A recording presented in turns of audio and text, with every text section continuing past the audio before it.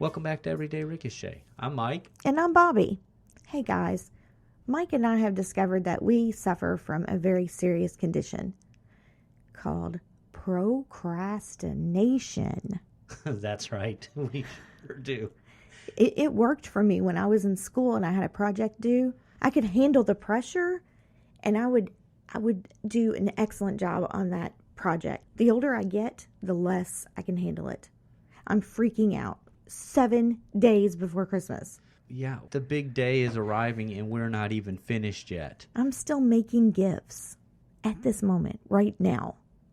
So, guys, we're going to talk about procrastination, and, hey, we applaud And salute.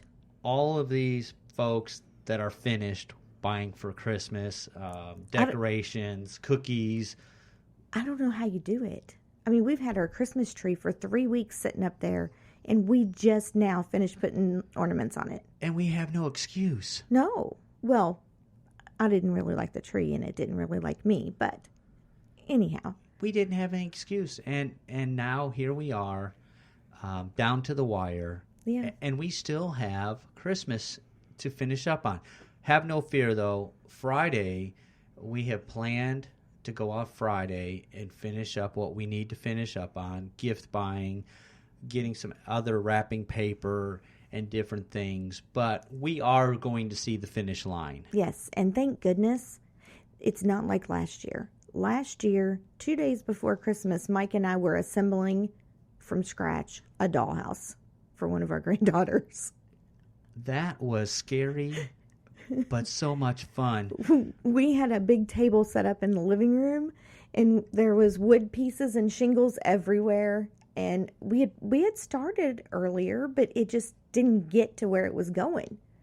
And so we were using the hot glue guns and putting the shingles on the roof, and I can't tell you how many times I got burned. I think we put at least over 1,000 shingles. Oh, I'm sure. One by one, we glued. It was so much fun. It was fun. She didn't like it, but it was fun. And we got down and we finished it and we took selfie pictures with it. And here's the thing. There was a point right, I don't know when, maybe it was Christmas Eve in the afternoon. And I thought, there is no way we are going to get this dollhouse finished for Reese Cup.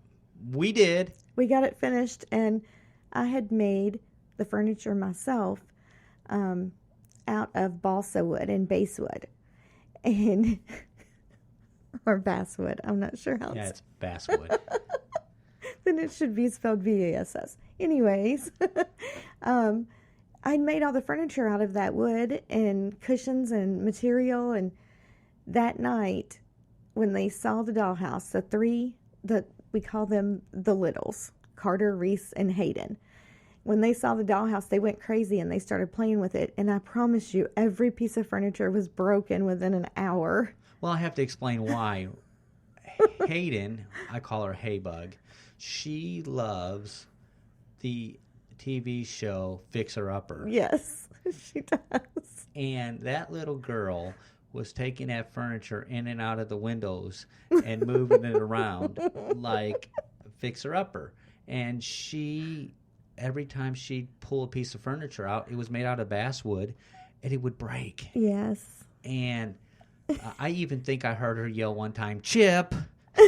No, I didn't. And Reese is a little bit rough. She could kill you by loving on you. Yes. And it was one of these doll houses that you see up in the top part of Hobby Lobby where you can't touch them.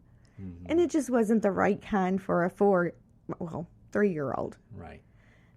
So we learned our lesson, and Mike and I are keeping the heirloom doll houses to ourselves.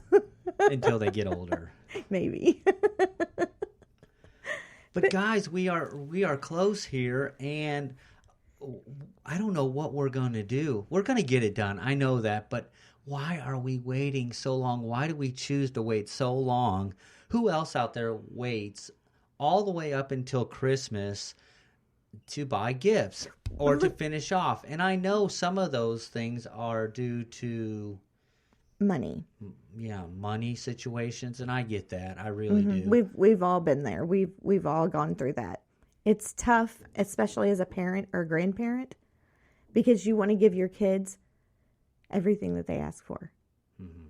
And especially like us, when you have more than one child, that becomes a very hard uphill climb. You all have to understand that no matter what you do, no matter how much you can give, how much you spend, at the end of the day, whatever you do is going to be just fine. Yes, it's going to be enough. Just take a deep breath and say it's going to be okay. I know that our grandchildren, we go overboard. And we've mentioned in a previous podcast that our daughters are taking over the hosting of Christmas, and they've asked us to only get them 1 or 2 gifts that are meaningful. And so this year, we really have to put a lot of thought into what we're getting them. So we've gone shopping several times, and we're getting ideas. And I don't know how people do it when they are finished in July with all their Christmas shopping. And I know there's people out there that are doing that. I just think, how in the world can you buy for a young child who changes their minds 50 times in a week, much less 6 months' time? You know, I think the problem is me. I think that I'm so indecisive and I change my mind. I jump from one thing to another so often that maybe it's in my mind that, you know, I think that they're going to want something different. So if I buy something early, then what am I going to do with it?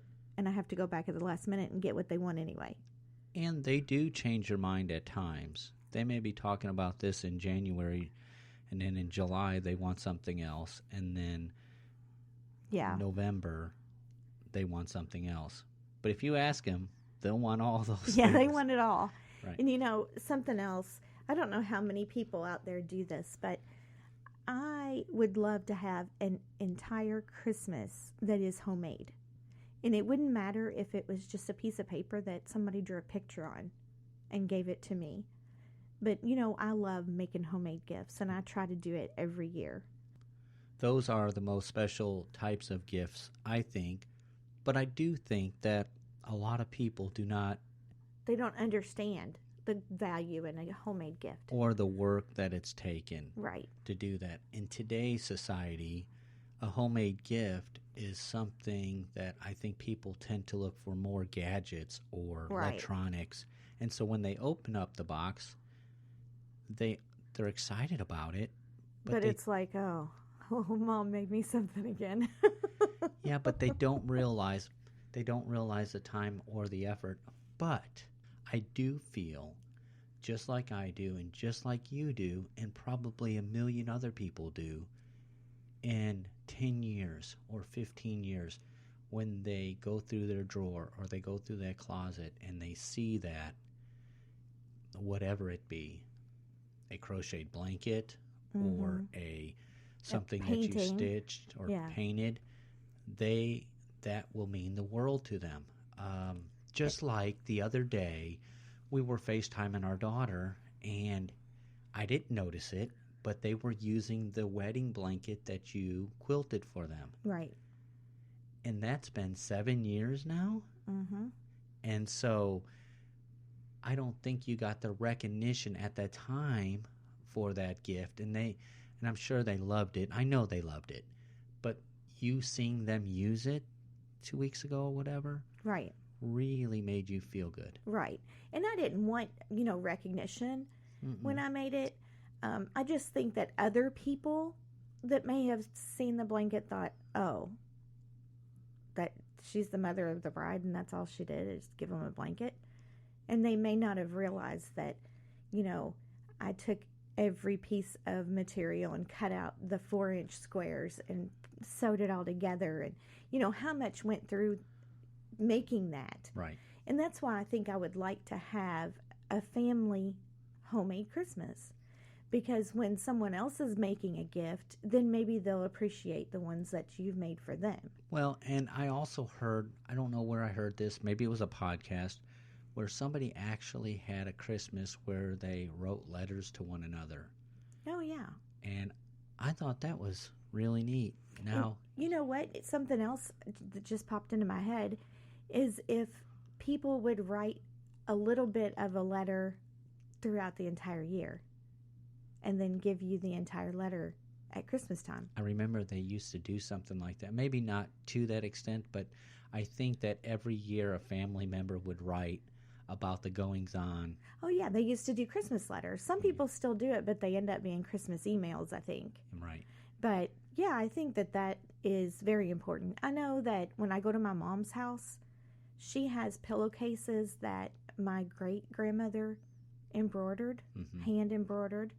And every time I see those, I mean, I just run my fingers over the stitches, and it's like it just takes me back to sitting in her house next to her while she's doing her chores or whatever. And that's what I meant earlier when I said it may not be humongous right at that time. Right. But as I know, for me, when we go to antique stores or something like that and I see those old quilts, I love them. Mm-hmm. I want to buy those because I know how much time and how much work were put into those, and they do mean the world to people.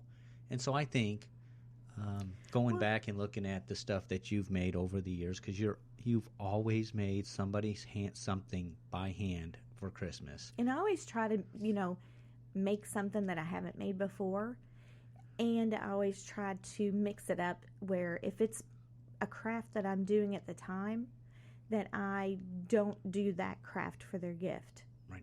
I try to surprise them because I know that they see you through the year. When it gets to be about October and when I'm doing whatever craft it is that I've chosen for the year, they look at that and they're probably thinking, oh, great. I know what I'm getting this year for Christmas. And I think it's important to explain how that really started. Of course, you're an artist, you're crafty, but it started because several years ago we didn't have the money to go out and buy, let alone our kids Christmas. I mean, we could get them Christmas, but we didn't have an abundance, and we sure didn't have enough to go about the family. Right. So you decided to make, I don't know what it was that you made that year, but you made something for every family member, and you saved Christmas for us. Well, it's funny because if you ask my mom what Christmas does she remember, not for being the best, but for perhaps, feeling like she didn't do the greatest job as a mom when I was little. And if you ask me what was my favorite Christmas from when I was a little girl, you would get the same answer. Because there was one Christmas that she made me a rag doll, just like they used to do it a long time ago. And she painted the face on, and she made the clothes for it. She had, yarn hair for it, and it was beautiful. It was my favorite doll. And to me, that was my favorite Christmas. But in her eyes, that was not a good Christmas. That was a failure to her. Because she couldn't afford to buy me the Barbie doll that I wanted, that every other little girl in the classroom got. But it meant more to me because nobody else had that doll. That was my doll. And it's a memory that you carry on. Mm-hmm. If you'll notice, I get stressed about a lot of things in life. I stress myself out every single day over work and over health things and the grandkids and your health. But the one thing that I really don't get too worked up about is Christmas. Mm-hmm. Do you realize that? Yeah, I'm the one that gets worked up over Christmas. And I'm like, listen, we do what we can do, and it's good enough. Yeah, because I'm always rushing around. No matter how much in advance I've tried to do everything, it's always something I remember at the last minute. There's always somebody that is going to be there, and I didn't realize they were going to be there, so I didn't